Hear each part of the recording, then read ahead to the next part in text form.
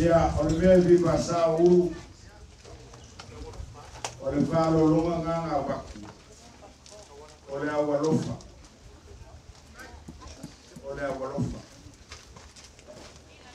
oke sua, ulang bahasa ni u boleh ikut apa kalai, sepuluh le pusapa, 10 pisuku, 10 pusapa.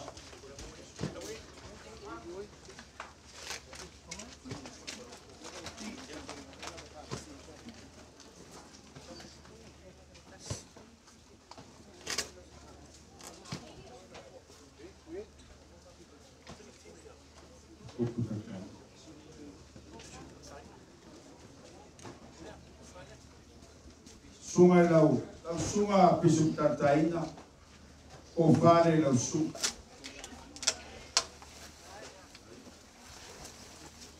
Lau pekai por pisapa malelua pisuk.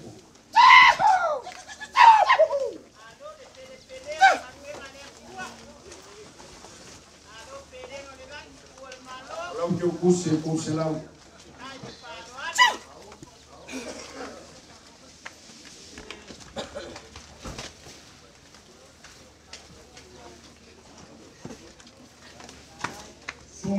Il copo le valoka momua au fai quando fatta vole maua con le punga o fare la sua che pide a un loco o fare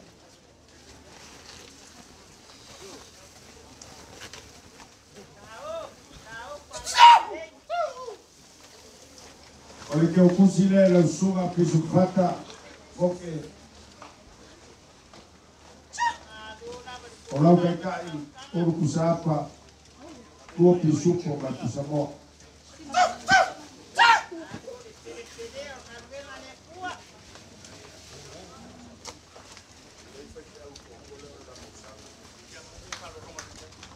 Maria lo sunga le fa penga kaulangi wale maua aku. O ka ko la ngai ngalo le te o le mo kile mo papu ya tu mama. Sunga fa penga ngare. Lamo, la koye lo kunga finga o fie ka koye o vale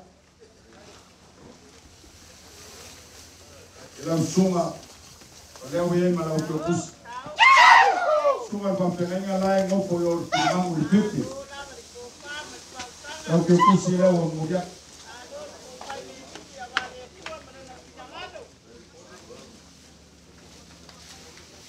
por kusapa lo pisco kasimo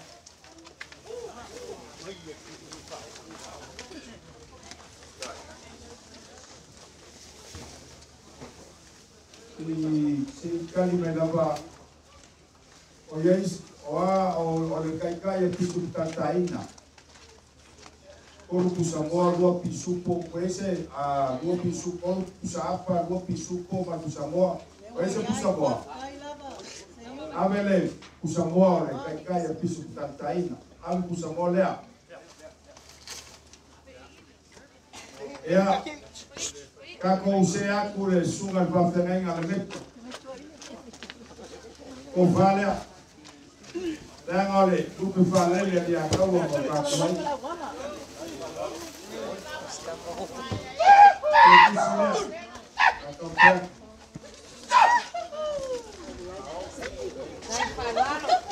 Kolo kusa apa lo pisu pokas moa awa moja kolo kukus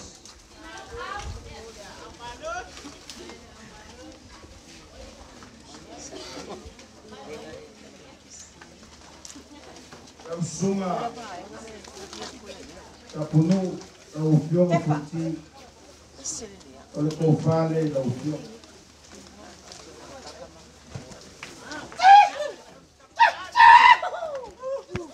Ei, mas o que eu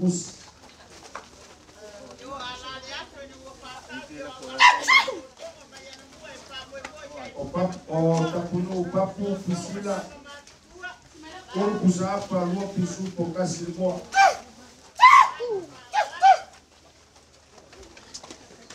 Kako umale ngopo solaua mamangu msamiaku. Owe ke sopo loa ya pia kiri yape ya sula. Olo mau ai ke kwa maka ngufie. Ia malikele ole peiki la ia. Ia mau fone ke sinfini malikele. Ia loko loa ai pamavianga le kue. Ngaka ole ekaresia.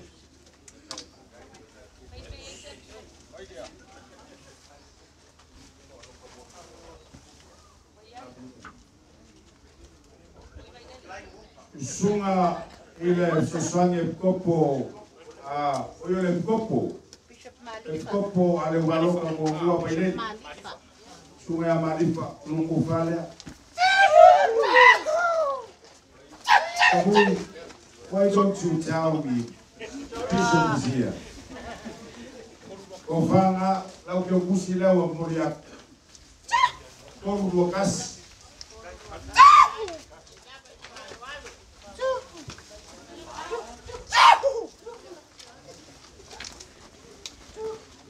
Tamal moleu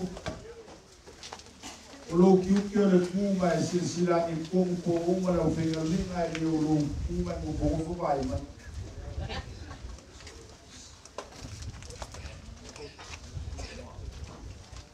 Ole sunga ya Bishop Solia lea sa awai sa unginga amai angafi mangei Ole kofale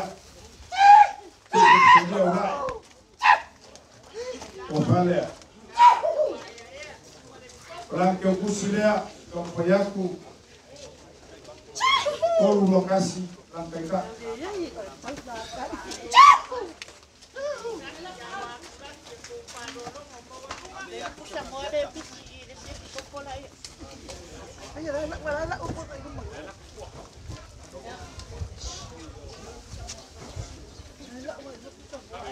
Uwa maaya la upenga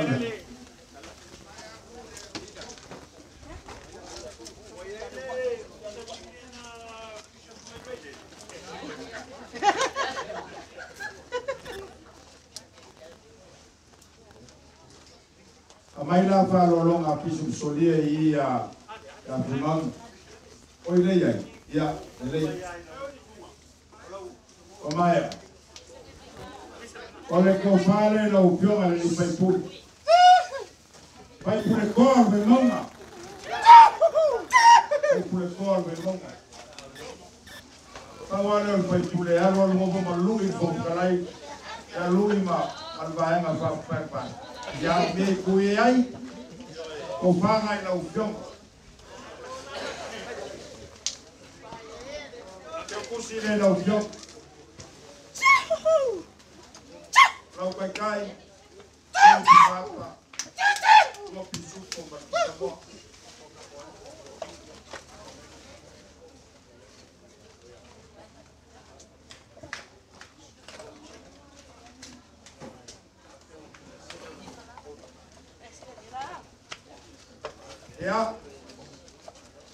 ya ilo mako kau olea wa maera le ufainga venga kukofia le kuwa Embese koi o mai maka kualo. Embese koi ka kualo.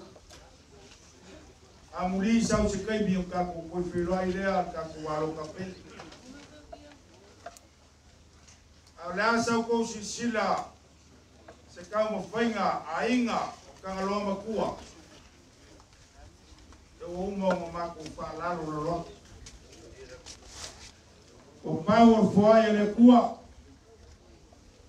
O mako ka kumunga o wangi o mako fainga e fia fao ele biinga o le kua a meu fai ia fai ma biinga o le kua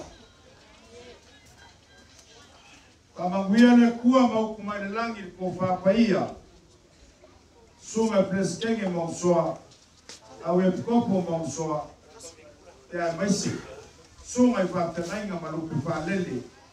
Wa mawhai o kako whira. Pamanguia le kua e lo kako aloka. Pamanguia e lo kako awalofa. Whawhekai mo mea sisili. Ngau ko whaia mo kangalong kualvea. Ao soifua mai. I lava ngau ko whapukonga mol mau o upulava ngai. Kana ngoa iai kangalong kua. Ia e mga kua. Le vai le punga vai ngā asu mai ai le vai. Ia e mga kua le ngā umai le vai ia kioi. Ia e whako wha mai. Ai awang i whako wha mai lo walofa. Manguia. Au whai ngā ruenga manguia waloka. Mawala uraunga uralaka.